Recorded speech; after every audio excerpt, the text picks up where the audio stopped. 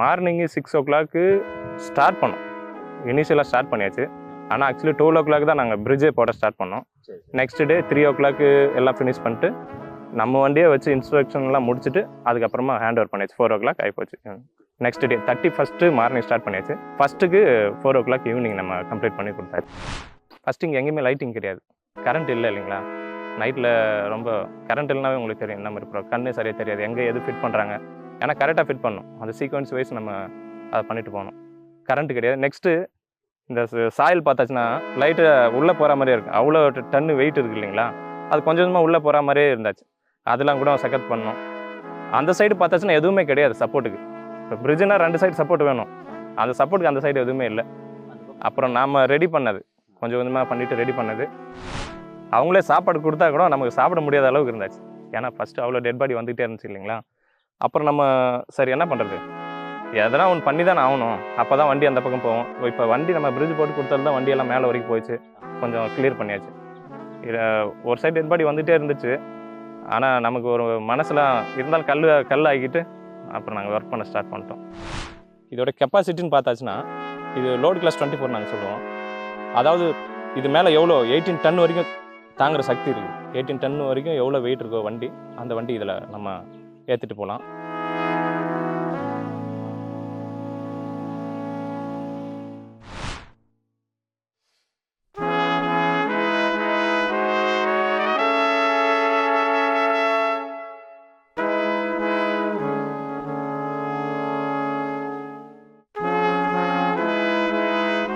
வணக்கம் சார். இந்த வணக்கம் சார். முண்டக்காயல் சூழல் மரம் நடுவில் இருக்க அந்த பிரிட்ஜை கட்டினது நீங்க தானே சார்? ஆமாம் சார். அது எப்படி கட்டினீங்கன்னா சார் சேலஞ்சஸ்லாம் இருந்துச்சு சார்? சேலஞ்சஸ்ன்னு சொல்லியாச்சுன்னா நிறையா சேலஞ்சு பார்த்தேன் சார். ஏன்னா நம்ம இப்போ தான் வெளியில் வந்து இந்த மாதிரி போட்டிருக்கு, நிறையா இடத்துல போட்டிருக்கு. இருந்தாலும் இந்த லொக்கேஷனில் வந்து ரொம்ப சங்கடமான இடம் இருந்தாச்சு. பிரிட்ஜ் போடுற தகுதியான இடம் கிடையாது. பேக் ஸ்பேஸ் ரொம்ப கம்மியாக இருந்துச்சு. நம்ம முன்னாடி பிரிட்ஜ் போக போக பின்னாடி வெயிட்டு டவுன் ஆகும்போது முன்னாடி டவுன் ஆகிடும் பிரிட்ஜ் ஆட்டோமேட்டிக்காக. அதுக்கேற்ற மாதிரி நம்ம பின்னாடி வெயிட் கொடுப்போம். ஆனால் அது பின்னாடி வெயிட் கொடுக்கறதுக்கு கூட நமக்கு வந்து அவ்வளோ ஸ்பெசிலிட்டி இல்லை, இடம் ரொம்ப ரெஸ்ட்ரிக்டடாக இருந்துச்சு. அப்போ நம்ம இட்டாச்சிலாம் கூட வர வச்சுட்டு ஃபஸ்ட் டைம் நம்ம இட்டாச்சிலாம் வச்சு ப்ரெஸ் பண்ணி அந்த மாதிரி ஒரு மெத்தடில் நம்ம போட்டாச்சு. இதுக்கு முன்னாடி அந்த மாதிரி மெத்தட் நாங்கள் யூஸ் பண்ணது கிடையாது. இப்போ ஃபஸ்ட் டைம் இந்த மாதிரி போட்டிருக்கு. உங்கள் பெட்டாலியன் பேரும் தம்பி படை அப்படின்னா? தம்பி சாப்பர்ஸ்னு சொல்லுவாங்க. மദ്രാസ് என்ஜினியர் குரூப் பெங்களூரில் இருக்குது ட்ரைனிங் சென்டரு. அங்கேருந்து நாங்கள் எல்லாம் வந்தாச்சு. நீங்கள் எத்தனை 18 மணி நேரத்தில் கட்டிங்களா? எத்தனை மணி நேரத்தில் கட்டி? இல்லை, நாங்கள் மார்னிங்கு 6 o'clock ஸ்டார்ட் பண்ணோம். இனிஷியலாக ஸ்டார்ட் பண்ணியாச்சு. ஆனால் ஆக்சுவலி 12 o'clock தான் நாங்கள் பிரிட்ஜே போட ஸ்டார்ட் பண்ணோம். நெக்ஸ்ட் டே 3 o'clock எல்லாம் ஃபினிஷ் பண்ணிட்டு நம்ம வண்டியை வச்சு இன்ஸ்ட்ரக்ஷன்லாம் முடிச்சுட்டு அதுக்கப்புறமா ஹேண்ட் ஓவர் பண்ணியாச்சு. 4 o'clock ஆகிப்போச்சு. Next day 31st morning start பண்ணியாச்சு. ஃபஸ்ட்டுக்கு 4 o'clock ஈவினிங் நம்ம கம்ப்ளீட் பண்ணி கொடுத்தாச்சு. இது நடுவில் நான் கேள்விப்பட்ட யாருமே சாப்பிட கூட போகலை. ரொம்ப பெரிய ப்ராப்ளம்லாம் வந்தாச்சு. சாப்பாடு கொடுங்க, சாப்பாடு இல்லாமல் நம்ம யாருமே ரெடி ஆகலை. அங்கேருந்து நாங்கள் பெங்களூரில் எப்போ மெசேஜ் வந்தாச்சோ அங்கேருந்தே நமக்கு சாப்பாடு ஃபுட்டு கிடைக்கல. நெக்ஸ்ட் டே நைட்டு 1:30 ஒரு ஹோட்டல் அரேஞ்ச் பண்ணி கொடுத்தாச்சு. ஆன் த வேல அங்கே சாப்பிட்டோம். அப்புறம் திருப்பி காலையில் நாங்கள் வந்துட்டோம், இங்கே ரீச் ஆகிட்டோம் இல்லைங்களா. அதுக்கப்புறம் சாப்பாடும் யாரும் சரியாக சாப்பிடல, மழை வேற பெஞ்சிட்டே இருந்தாச்சு. ஒரு பேசிக் ஸ்பெசிலிட்டி கூட இல்லாமல் இருந்தாச்சு. ஒரு யூரின் பண்ணுன்னா கூட லெஃப்ட் ரைட்டில் எல்லாமே ஜனங்களாக இருந்தாங்க. நமக்கு புது லொக்கேஷனு, யாருமே ரெடி ஆகலை. 2-3 டேஸ்க்கு அப்புறம் தான் போயிட்டு நைட்டு ரெடி ஆகிட்டு ப்ரஷ் பண்ணது கூட நாங்கள் நைட்டு தான் பண்ணியாச்சு. நைட்டு பண்ணிவிட்டு ரெடி ஆகிட்டு அந்த மாதிரி ஒரு ப்ராப்ளம்லாம் இருந்தாச்சு. உங்கள் பெட்டாலியன் சீஃப் வந்து ஒரு லேடி இல்லையா? லேடி இல்லை, அவங்களும் ஒரு ஆஃபீஸர்ஸ் தான். அவங்களோட சீனியர் ஆஃபீஸர் கூட ஒருத்தவங்க இருந்தாங்க, மேஜர் அனீஸ் மோகன் சாப்ன்ட்டு. அவர் அண்டரில் தான் நாங்கள் எல்லாமே வந்தாச்சு, அவருடைய தலைமையில். இந்த மக்கள் எப்படி பழகினாங்க சார்? மக்கள் ஃபஸ்ட்டு வந்த ஸ்டார்டிங்கில் நமக்கு கொஞ்சம் டிஸ்டர்பன்ஸாக இருந்துச்சு. ஏன்னா எல்லாமே மெட்டல் பீஸ் இல்லைங்களா, எல்லாமே இரும்பால் ஆனது. அதை தூக்கிட்டு வரும்போது டிஸ்டர்பன்ஸ் அந்த மாதிரி இருந்துச்சு. அப்புறம் போக போக அவங்களுக்கு தெரிஞ்சு போச்சு, சரி இது போட்டாச்சுன்னா நெக்ஸ்ட் நமக்கு நல்ல ஒரு சப்போர்ட் கிடைக்கும் அப்படின்ட்டு எல்லாமே சைடாக ஆரம்பிச்சிட்டாங்க. ஸ்டார்டிங்கில் டிஸ்டர்பன்ஸ் இருந்தது, அதுக்கப்புறம் அவங்களே நம்மளுக்கு ஹெல்ப்பு கூட பண்ண ஆரம்பிச்சிட்டாங்க, நல்ல ஒரு சப்போர்ட் பண்ணாங்க. ரொம்ப நல்லா இருந்துச்சு. நெக்ஸ்ட்டு டயர்ட் ஆகாத மாதிரி டீ டைம் டு டைமு, ஏன்னா ஸ்நாக்ஸ் அந்த மாதிரி கொடுத்துட்டே இருந்தாங்க. Day night 2. ஆமாம், ஃபஸ்ட்டு சாப்பாடு கஷ்டம்னு சொல்லியாச்சுன்னா நம்ம வரும்போது நம்ம எங்கேயும் ஸ்டாப் பண்ணல, கண்டினியூவாக வந்தாச்சு. அதுக்கப்புறம் கேரளாவில் நிறைய பேர் நல்லா சப்போர்ட் பண்ணாங்க. சாப்பாடாக கூட இருக்கட்டும், எதுவுமே எந்த ஒரு கம்மியுமே வைக்கல. நீங்கள் இங்கே தங்கியிருக்கீங்க? இங்கே நாங்கள் இங்கே ஒரு பாலிடெக்னிக் காலேஜ் இருக்குது, கவர்மெண்ட் காலேஜ், மேல்பாடி கவர்மெண்ட் காலேஜில் நாங்கள் ஸ்டே பண்ணியிருக்கோம். நீங்கள் எத்தனை பேர் மொத்தம்? டோட்டலாக நாங்கள் 147 மெம்பர்ஸ். ஃபஸ்ட்டு 120 வந்தாச்சு, அதுக்கப்புறம் கொஞ்சம் ட்ரூப்ஸ் வந்தாச்சு, ஒரு 27 மெம்பர்ஸ். 147 வந்தாச்சு, கம்ப்ளீட் பண்ணிட்டு போயிட்டாங்க. இப்போ நம்ம ஒரு 3 பேர் இருக்குது நம்ம கூட சீனியர் சார். மெயின்டெனன்ஸ்க்காக இப்போ அதெல்லாம் நம்ம டெம்பரரியாக போட்டு கொடுத்தது இல்லைங்களா. இப்போ அது 3 இயர்ஸ் இல்லை 2 இயர்ஸ் அந்த மாதிரி இங்கே வைக்கிற மாதிரி அந்த ஐடியா இருக்குது. யாரும் நமக்கு அது தெரில. ஆனால் நம்ம கொடுத்துட்டு ஹேண்ட் ஓவர் கொடுத்துட்டு போகும்போது எந்த ஒரு டேமேஜ் ஆகக்கூடாது. அதனால் போல்டு எல்லாம் நட்டு போல்டுலாம் நிறைய யூஸ் பண்ணியிருக்கோம்.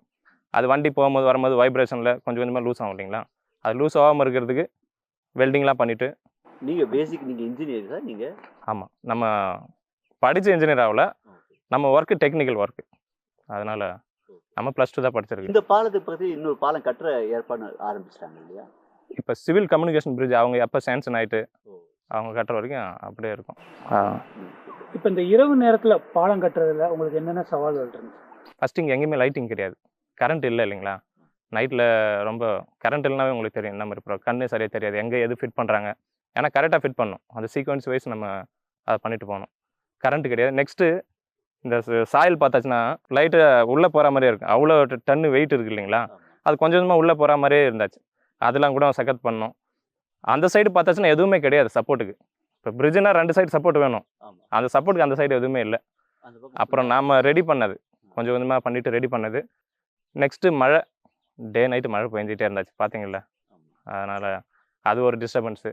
யாருமே தூக்கம் கிடையாது, அந்த மாதிரி நிறையா ப்ராப்ளம் இருந்தாச்சு. அப்போ யாருமே தூங்கலை, கட்டி முடிகிற வரையும் அந்த 36 ஹவர்ஸ் இல்லைங்களா, கண்டினியூ ஆன்வர்ட்ஸில் போயிட்டே இருந்தாச்சு. இப்போ உங்கள் சொந்தக்காரங்க ரொம்ப டென்ஷன் ஆகிருப்பாங்க இல்லைங்க, இந்த மாதிரி இடத்துல இருக்கீங்க. இல்லை, நம்ம யார்கிட்டையுமே மொபைல் கிடையாது. ஃபஸ்ட்டு நம்ம இங்கே வரும்போது இங்கே நெட்வொர்க் இல்லை. ஃபஸ்ட்டு டே வந்து நெட்வொர்க் இல்லை, நமக்கு கூட தெரியாது இந்த மாதிரி மீடியாலாம் இருக்குது அப்படின்ட்டு.